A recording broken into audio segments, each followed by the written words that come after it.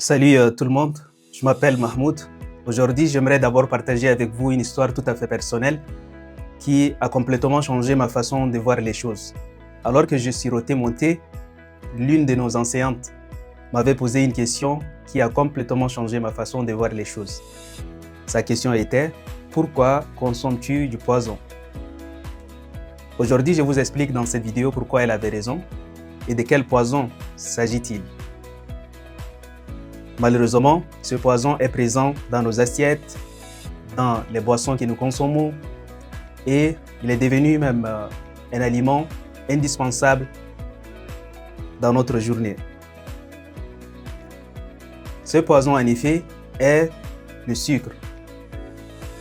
Le sucre est naturellement présent dans plusieurs aliments glucidiques, que ce soit les fruits, que ce soit les céréales, que ce soit les légumes et bien d'autres. Le sucre est déjà présent de manière naturelle. Cependant, le problème se pose quand il s'agit du sucre ajouté par les fabricants, notamment pour rehausser la saveur, mais aussi pour augmenter la durée de conservation.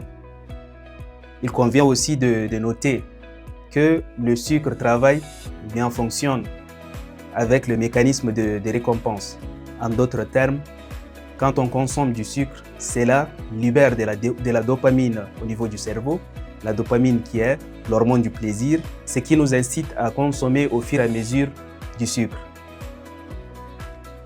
Plusieurs études ont prouvé que la surconsommation du sucre est liée avec les facteurs de risque qui sont le surpoids, qui sont aussi la sédentarité et la prédisposition génétique liées à cela maintenant vont favoriser le diabète de type D, ce qui va entraîner maintenant un surpoids et une résistance à l'insuline, mais aussi la surstimulation du pancréas.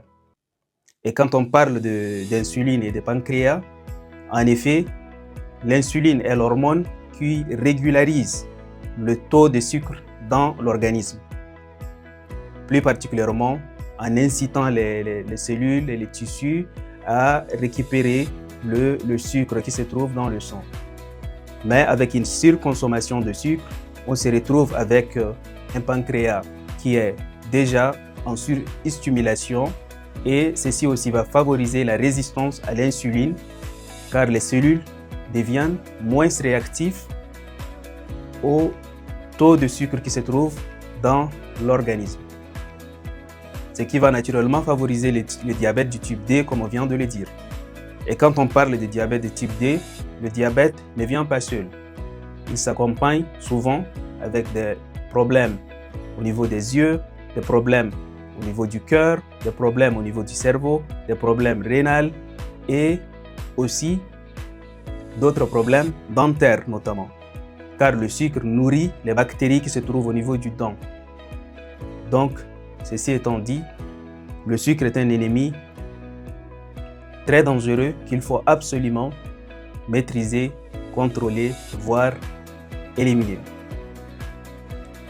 Sûrement, vous êtes en train de vous poser la question de savoir quel est le taux ou bien quelle est la quantité qui est recommandée pour mieux contrôler son taux de sucre dans le sang ou la glycémie.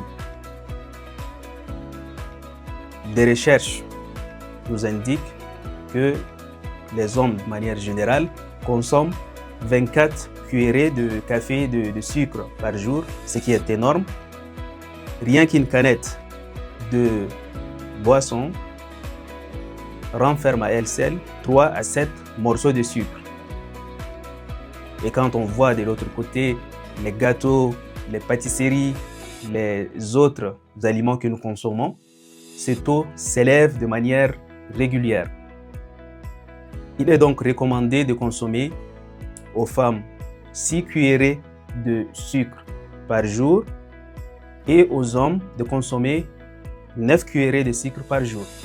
Ajouté à cela, il y a aussi le sucre qui se trouve dans les fruits, qui se trouve dans des aliments naturels, mais il faut aussi consommer cela avec beaucoup de modération. Car le sucre, comme je viens de vous le dire, est un ennemi qui est très dangereux pour notre santé. Alors, vous avez déjà compris pourquoi elle m'avait dit que c'était du poison. Après avoir maintenant échangé avec elle, après des recherches et bien d'autres, j'avais arrêté de consommer du sucre et je continue jusqu'à là à ne pas en consommer, ce qui m'a permis d'avoir un meilleur sommeil, d'avoir une meilleure concentration, une bonne énergie et de contrôler mon taux de sucre dans le sang ou ma glycémie. Il est donc très important pour nous de contrôler notre consommation du sucre et d'avoir des habitudes saines pour prévenir et éviter des problèmes d'ordre sanitaire sur le long terme. Rappelez-vous que chaque action que nous posons aujourd'hui peut affecter soit de manière positive ou de manière négative notre santé. Sur ce, prenez bien soin de vous. Consommez le sucre avec beaucoup de modération et portez-vous bien.